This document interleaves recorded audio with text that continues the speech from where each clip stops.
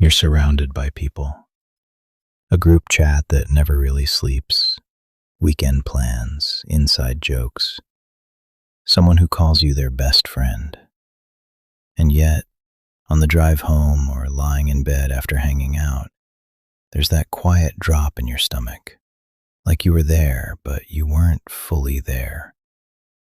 Not the kind of loneliness people talk about, not isolation. Something stranger.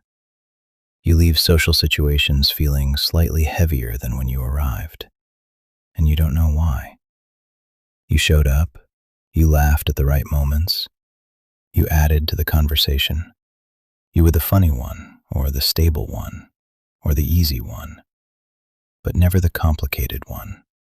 Never the one who said, "Actually, I'm not okay." There's a version of you that never quite makes it into the room. And the strange part? No one notices. Because on the outside, everything looks connected. But underneath, it feels like you're standing behind glass, watching people bond, watching closeness happen. So you adjust, you translate yourself, you sand down the sharp thoughts, you swap honesty for likability, you trade depth for smoothness. And it works. People like you. But the part of you that got edited out still feels invisible.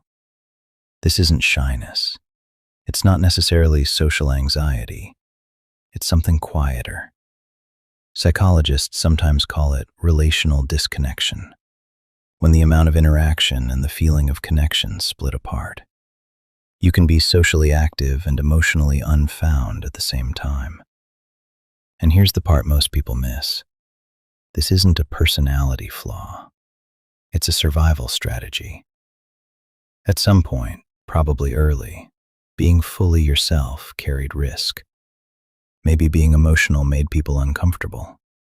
Maybe being intense got you labeled too much. Maybe expressing needs led to withdrawal. Maybe love felt conditional. So your brain adapted. It built a system. Show enough to belong. Hide enough to stay safe. That system worked. It kept you included. It kept you accepted. It kept you from being rejected. But it also kept you slightly alone. And here's the important shift. That system is not who you are. It's what you learned.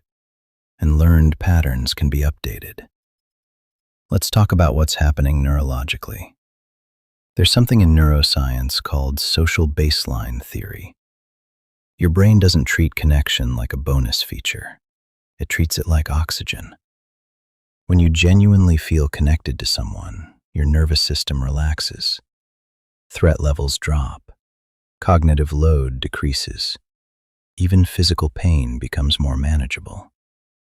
In one study, people holding the hand of someone they trusted experienced less brain activity in pain centers than when they were alone. Connection literally reduces the weight of being alive. But here's the catch. Your brain doesn't register surface interaction as safety. It registers authenticity as safety. There's a gap between who you are internally and who you're presenting externally. And that gap creates low-level tension. You might not consciously think, "I'm unsafe," but your body doesn't fully settle. That's why you can spend 3 hours with friends and still feel vaguely disconnected. Because connection isn't proximity, it's permission. There's another layer. Deep connection requires what psychologists call narrative intimacy. Not just sharing what happened, but sharing what it meant to you. Not just the story, but the impact. If your relationships live mostly on memes, updates, surface commentary, your brain files them as social, but not intimate. And it knows the difference. So what do? Not everything. Not a personality overhaul. Just small calibrations. First, let one thing be real. Not everything. One thing. Instead of "I'm good," Try, "I've been feeling a little off lately," or "That actually affected me more than I expected." Small honesty. Your nervous system tracks evidence. When you reveal something real and nothing catastrophic happens, your brain updates its safety map. Second, notice the edit in real time. The moment you soften an opinion, the moment you fake enthusiasm, the moment you swallow something vulnerable. You don't have to stop doing it instantly. Just notice it. I just translated myself. That awareness separates you from the pattern. You stop being the reflex. You become the observer. And that's where rewiring begins. Third, shift from frequency to depth. You don't need more people. You need more moments of meaning. Instead of, "What have you been up to?" Try, "What's been weighing on you lately?" Or, "What's something you've been thinking about a lot?" Depth is built through meaning, not volume.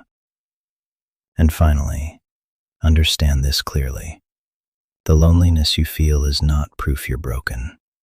It's proof your nervous system is protecting something, a version of you that hasn't felt fully safe to arrive yet. You learned to disappear a little because once that kept you connected. That made sense then. It doesn't have to define now. Connection isn't found in the perfect group or the perfect person. It grows in millimeters, in slight increases of honesty, in moments where you let yourself stay instead of translating. You don't need to flood the room with everything you are. Just let a little more of you remain. That's how the glass disappears. That's how the compass settles. And that quiet ache, it's not a flaw. It's a signal. You don't want more people. You want to be seen. And that starts with letting yourself be there. If this resonated, stay.